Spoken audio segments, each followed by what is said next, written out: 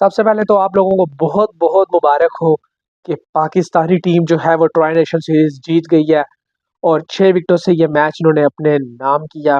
Match जो था वो बोरिंग हो चुका था, इतना ज़्यादा इंटरेस्टिंग नहीं था। फाइनल जिस तरह का होना चाहिए था वैसा नहीं हुआ, क्योंकि जिस तरह श्रीलंका ने टारगेट लगाया था वो तो देखते साथ ही लग रहा था कि ये वन साइडेड हो चुका है ऑलरेडी। अब इस मैच में कुछ बचा नहीं है, इतना टारगेट डिफेंड करना कोई आसान बात नहीं होती। और बहुत ही once in a blue moon ही हमें देखने को मिलता है जिस तरह का कोई छोटा मोटा टारगेट जो होता है वो कभी डिफेंड हो जाए या मैच जो है उस पर इंटरेस्टिंग बन जाए। एक बात ज़रूर थी, हमारी टीम ने जो है पूरी कोशिश की कि इस मैच को पूरे तरीके से इंटरेस्टिंग बनाया जाए और जो है एंड तक इसको लेकर जाया जाए। जितना ड्रैग कर सकती थी हमारी टीम उन्होंने किया। और दूसरी बात ये भी थी कि हमारी टीम, मुझे जहाँ तक लग रहा था, मेहमान नवाजी में फिर से डूबने वाली थी। पिछले मैच में जिस तरह ये लोग मेहमान नवाजी में डूब गए, इस मैच में मुझे लग रहा था कि शायद ये जो है मेहमान नवाजी में डूब ही ना जाए। लेकिन फिर इनको याद आया कि नहीं भाई, फाइनल है, इज्जत का मामला है थोड़ा सा, तो फिर इनको जो है मेहमान नवाजी से पीछे हटना पड़ा और इन्होंने मैच अपने नाम किया। अगर आप ओवरऑल इस मैच की बात करें तो कुछ भी इतना खास नहीं था। मोहम्मद नवाज जो एक परफॉर्मर चले आ रहे हैं, उन्होंने ही फिर से परफॉर्म किया, 3 विकेटें उन्होंने ली और वो प्लेयर ऑफ द टूर्नामेंट भी बन गए। तो उन्होंने ही जो है इनको बचाया। और श्रीलंका की तरफ से सिर्फ 3 ही जो थे बल्लेबाज डबल फिगर में गए, बाकी सारे तो बिल्कुल ही फारग, बिल्कुल ही फारग। मैं अगर कहूँ ना, श्रीलंका ने सिवाय जो पिछला मैच था वो भी इनको खुद जो दिया पाकिस्तान ने, उसी में कुछ इन्होंने अच्छी क्रिकेट खेली। उसके अलावा यार बिल्कुल ही यार भरे हुए इस तरह की टीम बन चुकी है यार ये, कि इनसे क्या हमें एक्सपेक्टेशन लगाएं कि ये कुछ वर्ल्ड कप में करेंगे या ऐसे करेंगे। चलो हमारी टीम को तो पता है हमें कि इन्होंने क्या करना है, ये बस इन्हीं टीमों तक ही खेल सकते हैं, बड़ी टीमों के खिलाफ ये भी ढेर ही होंगे। लेकिन श्रीलंका की टीम भी यार बिल्कुल ही मारी गई है यार। क्या मतलब कि क्रिकेट खेल रहे हो यार तुम लोग, कुछ तो फाइट करो, कुछ तो हाथ पैर मारो। क्या अब तुम लोग ये क्रिकेट खेलोगे? और वही चीज मैं कह रहा हूँ ना कि जब आप इस लेवल की टीमों के खिलाफ क्रिकेट खेलोगे तो आपकी टीम के क्या स्किल्स बनेंगे, मुझे इस बात का जवाब दे दो। ठीक है, सीरीज आप लोग जीत गए, जिम्बाब्वे को आप लोगों ने मारा, श्रीलंका को आप लोगों ने मारा।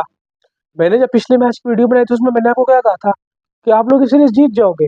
लेकिन उसके बाद क्या? असल सवाल ये है। अभी आप लोग भी खुश हैं, मैं भी खुश हूँ एज अ क्रिकेट फैन। चाहे छोटी टीम से जीत हो, बड़ी टीम से जीत हो, जीत हमारे लिए जीत ही होती है। और हमारी टीम है, हारती ज़्यादा है जीतती कम है, तो इसलिए हमारे लिए छोटी टीम से भी जीत जो है ना वो बड़ी मैटर करती है और हम लोग बड़ा खुश होते हैं, हो पाकिस्तान जीत गया। लेकिन अब मैं कहूँगा कि यार हमें as a Pakistan cricket team fan जो है ना मैच्योर हो जाना चाहिए। और ये जो छोटी मोटी जीते ना इनको ज़रा अब नॉर्मल अंदाज में लेना चाहिए, बहुत ज़्यादा आसमान पे नहीं उड़ना चाहिए। क्योंकि आप at the end of the day देखें तो श्रीलंका की टीम उस लेवल की नहीं है, जिम्बाब्वे की टीम कोई बहुत ही वर्ल्ड क्लास टीम नहीं है जिससे आप लोग जो है बहुत ज़्यादा खुशियां मना रहे हैं। हाँ, न्यूजीलैंड की टीम होती, ऑस्ट्रेलिया की टीम होती, साउथ अफ्रीका, इंग्लैंड, इनमें से भी कोई टीमें होती, कोई तगड़ी टीमें होती जो इस ट्राई नेशन सीरीज में होती, आप उनसे जीतते तो फिर तो हम कहते कि वाह यार वाकई बहुत अच्छी परफॉर्मेंस दी है, लड़के खेले हैं। लेकिन सॉरी टू से, कमजोर टीमों के खिलाफ आप लोग जीते हैं, इसलिए जीत को आप जो है उसमें सेलिब्रेट नहीं करना चाहिए हम लोगों को। और ना जो है इसकी बेस के ऊपर जो है हमें वर्ल्ड कप के लिए लड़के तैयार कर लेने चाहिए। Everything is temporary, Pakistani team collapse always permanent. आज भी हमारा कोलैप्स हो गया, फखर चले गए, सलमान चले गए। अब वहां पर आप लोग यही सोच रहे होंगे कि यार थोड़ा सा टारगेट अगर बड़ा होता तो ये सारे फिर गए थे। 130 135 तक भी होता ना इस विकेट के हिसाब से, ये मैच इनके हाथों से क्या पता निकल जाता। अभी ये 115 का टारगेट था, उस पे भी ये लोग फंस गए, 4 खिलाड़ी इन्होंने आउट कर दिए। 18.4 ओवर्स में जाके ये टारगेट 114 का चेज कर रहे हैं। यार मुझे समझ नहीं आ रही कि क्या ऐसी होगी विकेट की, इससे बिल्कुल ही नहीं खेला जा रहा था। कब जो है ये फियरलेस क्रिकेट खेलेंगे ये लोग, बगैर डरे खेलेंगे। हर प्लेयर जो है वो मिस्टेक्स कर रहा है, चाहे बाबर है, चाहे सैयद फरहान है, फखर है, सलमान आगा है। एक एक परफॉर्मेंस की बेस के ऊपर मैं इनको हीरो नहीं बनाऊंगा। सलमान अली आगा ने पिछले मैच के अंदर अच्छी परफॉर्मेंस दी तो मैं क्या उसको हीरो बना दूंगा? अब अगले मैच में देखे ना क्या हुआ है, फिर आउट हो गए जल्दी। बाबर आजम ने ठीक है जी इनिंग्स खेली 37 रन, लेकिन बॉलें भी तो देखे ना उन्होंने कितनी खेली है, 33 बॉलें खेल के 37 रन भी तो किए हैं ना। अब आप यहाँ पर एक आर्ग्यू ये पेश करेंगे कि जी विकेट के हिसाब से, सिचुएशन के हिसाब से जो है बाबर आजम खेले हैं। ठीक है जी, मान लेते हैं आप लोगों की बात के सिचुएशन के हिसाब से खेले हैं, लेकिन बाबर आजम का जितना एक्सपीरियंस है, क्या श्रीलंका की पूरी टीम मिलाओ उसमें से किसी का इतना एक्सपीरियंस होगा जितना एक बाबर आजम के अकेले का एक्सपीरियंस है? नहीं होगा। क्या वो जो है कोई तोप के गोले मार रहे थे कि ये लोग इतनी ज्यादा बॉलें ले लेके लटका के ड्रैग करके जो है वो लेकर चले गए मैच अंत तक? हाँ, अब आप लोग ये जरूर कहेंगे जी जीत भी गए तो तब भी क्रिटिसिज्म वो कर रहा है, ये है वो है। देखो यार, आप लोग जिस टीम से जीते हो ना वो मैटर करता है। जीत आप लोग की ठीक है, वेल एंड गुड है। मैंने सबसे पहले आप लोगों को मुबारक ही दी कि मुबारक हो आप लोगों को कि जीत गई हमारी टीम। लेकिन उसके बाद क्या? मैं फिर वही सवाल कर देता हूँ कि उसके बाद क्या? अब क्या करोगे?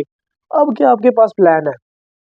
आप लोगों को भी बेहतर तरीके से पता है कि हमारी टीम का जो भी लेवल है, ये न्यूजीलैंड, ऑस्ट्रेलिया इनका मुकाबला नहीं कर सकते।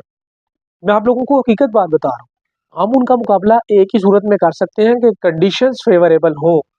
श्रीलंका की कंडीशंस पाकिस्तान को फेवरेबल होंगी as compare to South Africa, New Zealand, Australia, England.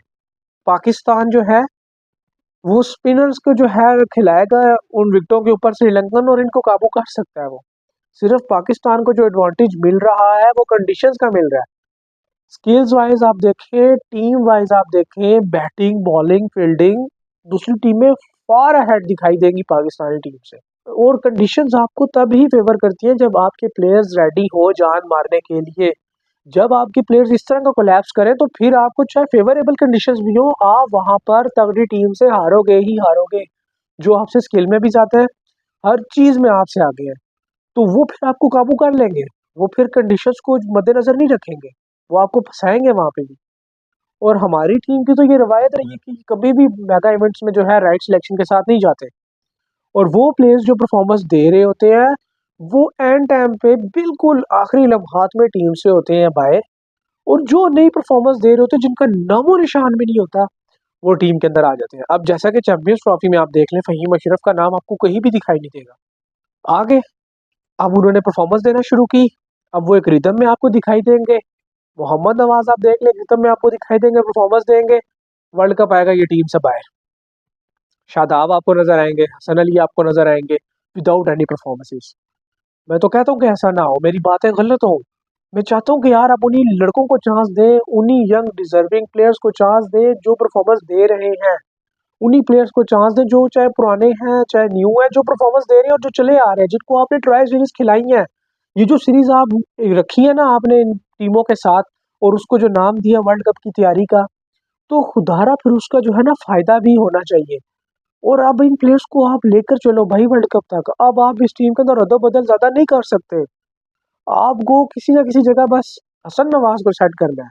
और अगर आपका वो वर्ल्ड कप का हिस्सा नहीं है, तो फिर मुझे नहीं लगता कि शायद जो है हसन नवाज का करियर जो है वो ज़्यादा प्रिवेल कर पाएगा। मोहम्मद हारिस की तरह मुझे लगता है यही है कि वो भी जल्द ही टीम से बाहर हो जाएंगे, और दोबारा मुझे नहीं लगता कि उनको टीम के अंदर लाया जाएगा। अब आपकी टीम के अंदर आपको नीचे मिडिल ऑर्डर में जो है अब्दुल समद, हसन नवाज, इन जैसा एक सॉलिड हिटर चाहिए। क्योंकि आपकी टीम का जिस तरह कोलैप्स होता है वो भाईजान समझ से बाहर है। और अभी जो आपको कंडीशन आगे श्रीलंका में मिलेंगी, वहां पर आपको एक अच्छा तगड़ा पावर हिटर चाहिए ही होगा जो आपको 3 से 4 छक्के मार के मैच के अंदर एक डिफरेंस क्रिएट कर दे। नहीं तो मैं आपको बता रहा हूँ कि भाई आप लोगों के हालात बड़े पतले हैं। साइम, फरहान, फखर, ये जिस दिन इनका दिन होता है ये उस दिन परफॉर्मेंस देते हैं, ये उस तरह कंसिस्टेंट परफॉर्मेंस नहीं देते। फरहान जो है वो अगर परफॉर्मेंस देते हैं तो उसमें वो फिर सेट होने में इतना टाइम लगा देते हैं, जो उनकी गेम नहीं है वो उससे हट के खेलते हैं।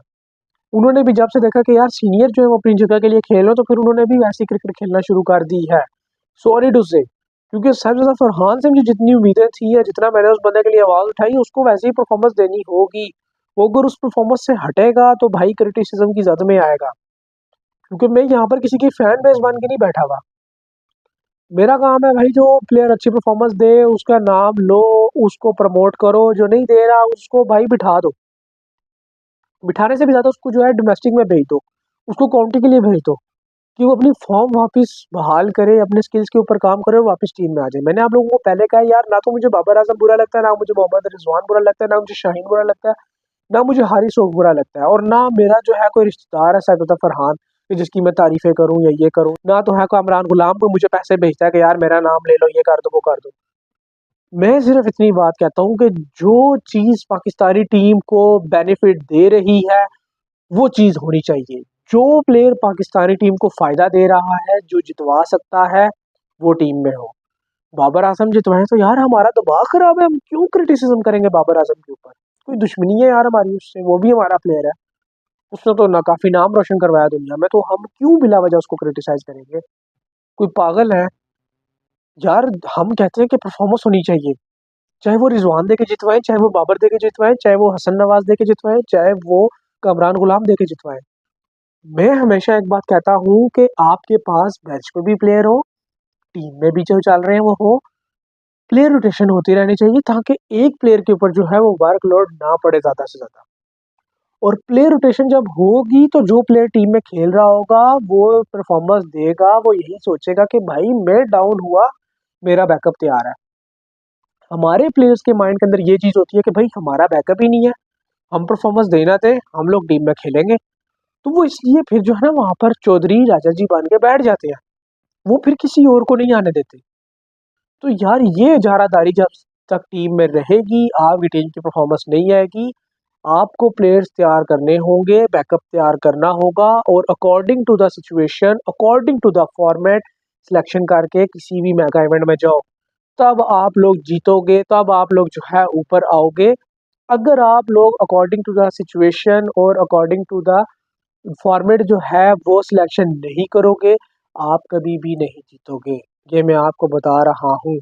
आपकी टीम के अंदर इस टाइम जो दो प्लेयर्स हैं, सलमान अली आगा और बाबर आजम, पूरी आपकी जो टी20 की टीम है उसको यूं जकड़ के बैठे हुए हैं। मैं आपको बता रहा हूँ क्योंकि उनकी तरफ से फास्ट परफॉर्मेंस नहीं आती जिस तरह की टी20 में चाहिए होती है। ये मॉडर्न डे क्रिकेट चल रही है मेरे भाई। इधर आपका एक प्लेयर समझ जाओ कि थोड़ा सा वीक है, या जो थोड़ा सा स्लो खेलता है, या जो स्ट्राइक रेट थोड़ा सा लो करके चलता है, वो आपको ले डूबेगा। कश्ती में एक सुराख हो ना, तो वो आहिस्ता आहिस्ता पानी उसके अंदर भरते भरते ना वो पूरी कश्ती को डुबा देती है। यही हिसाब टीम के साथ होता है। जब आपके एक मेंबर, दो मेंबर कहीं पे डाउन हो जाए, आपकी पूरी टीम के ऊपर असर पड़ जाता है। और जिस नंबर पे बाबर आते हैं या सलमान अली आगा आते हैं, वो बड़े क्रूशियल नंबर्स हैं। ये आप लोगों को भी पता है और इसको मुझे मजीद एक्सप्लेन करने की ज़रूरत नहीं है। तो इसमें से एक बंदे को टीम में होना चाहिए। सलमान अली आगा को अगर आप रख रहे हैं कैप्टनसी पे, तो फिर उन्हीं को रखें। बाबर की जगह मैं आपको अभी भी कहूँगा कि किसी और प्लेयर को होना चाहिए। बाबर की जगह नहीं बनती। बाकी आपका जो है बैटिंग ऑर्डर सॉलिड है, लेकिन अब लोग उसको जो है इसलिए सपोर्ट कर रहे हैं बाबर आजम को, या जो मैनेजमेंट है उनको इसलिए लेके चल रही है कि बाबर आजम जो है वो कोलैप्स से बचाएंगे। लेकिन ऐसा नहीं है यार, वो भी पार्ट ऑफ कोलैप्स ही होता है मोस्टली टाइम। आज वो पता नहीं किस तरह खड़े हो गए, सेट हो गए, ये समझ से बाहर है, लेकिन वो most of the time collapse का ही हिस्सा होता है। और अभी तो ज्यादातर वही कोलैप्स का बायस बन रहा है। तो यार आप लोग खुद देख लो फिर। और मेगा इवेंट में फिर आपके पास टाइम नहीं होता, ये आप लोगों को भी बेहतर तरीके से पता है कि आप कितना कम बैक कर लोगे फिर इस तरह का कोई मेजर कोलैप्स हो जाए तो यार ये चीजें हैं, इनको कवर अप करें। ठीक है, सीरीज जीत के इसको ज्यादा सर पे मत चढ़ाओ। आप सोचो कि आपका नेक्स्ट टारगेट क्या है, उस चीज की तरफ फोकस करो। Right selection, according to the situation, according to the format player select करके लेकर जाओ। जो वाकई डिजर्विंग लड़के हैं उनको खिलाओ, आप लोग जीतोगे, आपका नाम होगा। अगर आप लोग ऐसा नहीं करोगे तो भाई फिर आपकी जलालत ही लिखी हुई है, और आप हमें हारना है और जलील ही होना है। इससे ज़्यादा और आप क्या कर सकोगे? कुछ भी नहीं। जिस तरह आप लोगों का मजाक दुनिया में बनाया जा रहा है, फिर उसी तरह ही बनेगा मजाक आप लोगों का। आज की जो ये जीत और मैच है, ये उस तरह मायने नहीं रखता। मैंने आप लोगों को पहले बताया, आपके कैबिनेट के अंदर एक ट्रॉफी और आ गई, रिकॉर्ड आपका अच्छा हो गया। 2025 में आपने सबसे ज़्यादा जीतें हासिल की टी20 फॉर्मेट में, और हारे भी जो है आपको उस हिसाब से मिली है, लेकिन ज़्यादा जो है आपने जीते ली है टी20 में। तो वो आप उसकी जो जीतें आपको मिली है ना, आप जरा उसकी एवरेज देखेंगे किन टीमों के खिलाफ है। Afghanistan, UAE, Zimbabwe, Sri Lanka, majority जो है छोटी टीम है। बांग्लादेश इसमें एक और ऐड कर लो, वेस्ट इंडीज आप ऐड कर सकते हो। तो आप देखो ना कि बड़ी टीम इसमें नहीं आपको कोई भी मिलेगी। मोस्टली आपको जो है वो छोटी टीमें मिलेंगी। एशिया कप देख लो, जिसमें आप नेपाल के खिलाफ खेले, यूएई के खिलाफ, अफगानिस्तान। तो ये जो 31 जीते हैं इसमें से तो मैंने आपको बता दिए ज़्यादा टीमें कौन सी हैं जिनके खिलाफ आप जीते हो। छोटी टीमें 31 जीते आपको अगर 2025 में टोटल मिली है ना T20s में, तो उसमें से आपकी 20 से 22 जीते जो है छोटी टीमों के खिलाफ है। बड़ी टीमों के खिलाफ आपकी बड़ी माइनर से जीते होंगी। साउथ अफ्रीका की एक सीरीज आप कर लें, मार मार के जीते होंगे। तो उसके अलावा आप देख लें किस तरह जो है आप लोग खुआर हुए हैं, इतनी ज़्यादा जीते जो हैं आपकी छोटी टीमों के खिलाफ है। तो ये चीज़ मैटर कर रही है कि आप छोटी टीमों से ज़्यादा जीत रहे हैं और उन्हीं के साथ आप ज़्यादा खेल रहे हैं। बड़ी टीमों के साथ जब भी आपका जोर पड़ता है वहाँ पर ठुस हो जाते हैं। तो अभी तक अगर ये चीज़ें इनको नहीं समझ आई कि सिलेक्शन कैसे करनी है, टीम को कैसे लड़ाना है, कौन से प्लेयर्स को लेकर जाना है, कौन से प्लेयर्स को नहीं लेकर जाना, तो फिर अक्ल को सलाम है भाई। और ये छोटी टीमों से जीत के खुश हो जाओगे, लेकिन जब बड़े टूर्नामेंट में जाओगे तो वहाँ पर फिर आप लोग यूएसए से भी हारोगे, जिम्बाब्वे से भी हारोगे और एक्सपोज हो जाओगे। क्योंकि जो आईसीसी होता है ना वो विकेट बनाता है जो दोनों टीमों को फेवर करे, और दोनों जो होती है ना बैटिंग बॉलिंग उनको फेवर करे। वो कभी भी जो है वहाँ पर आपको नहीं मिलेगा कि आप अपनी होम कंडीशन से फ़ायदा उठा लो, अपनी मर्जी की जो है वो विकेटें बनवा लो क्यूरेटर्स को कह के। उधर ये हिसाब नहीं होता। उधर एक स्टैंडर्ड के हिसाब से विकेट बनती है और उसपे दोनों टीमों को खेलना होता है। असल टेस्ट वहाँ पर होता है। सारी बातें फिर वहाँ पर जाके पता चलती हैं और आपके स्किल सेट का अंदाज़ा जो होता है ना फिर उधर जाके पता चलता है कि कितने पानी में है। बहरहाल ये जो सीरीज़ थी मेरे लिए, आप जिसे कह लेना, एक खुशी का बायस इसलिए थी कि हमने इसको सक्सेसफुली इस ट्राई नेशन सीरीज़ को पूरा किया। क्योंकि एक इंसिडेंट भी हुआ इस्लामाबाद में, कचहरी धमाका जो था, उसके बाद जिस तरह ये सीरीज़ पूरी हुई, मेरे लिए उस हिसाब से तो ये सीरीज़ बहुत ही, आप जिसे कह सकते हैं ना कि अच्छी थी। मैं इसको कह सकता हूँ कि एक सक्सेस थी हमारे लिए। लेकिन एज़ अ क्रिकेट इन उसको सेंस में मैं लेकर चलूँ ना, तो मेरे नज़दीक बस इसे आप कह सकते हैं कि नॉर्मल थी। इससे हमारी टीम को कोई फ़र्क नहीं पड़ा। हाँ, अगर ये हारे होते तो फिर गलतियों पे इनको ज़्यादा मज़ीद नज़र आती है। अब जीत गया तो शायद जिन्होंने गलतियों पे काम करना था वो ये अब ना करें, और इतना ज़्यादा मुझे नहीं लगता कि फ़र्क पड़ा। बाकी आप लोगों की जो भी राय हो इस बारे में वो कमेंट सेक्शन के अंदर ज़रूर बताइएगा। अपना बहुत सारा ख़्याल रखिएगा। मिलते हैं आप लोगों से नेक्स्ट वीडियो में, तब तक के लिए अल्लाह हाफ़िज़।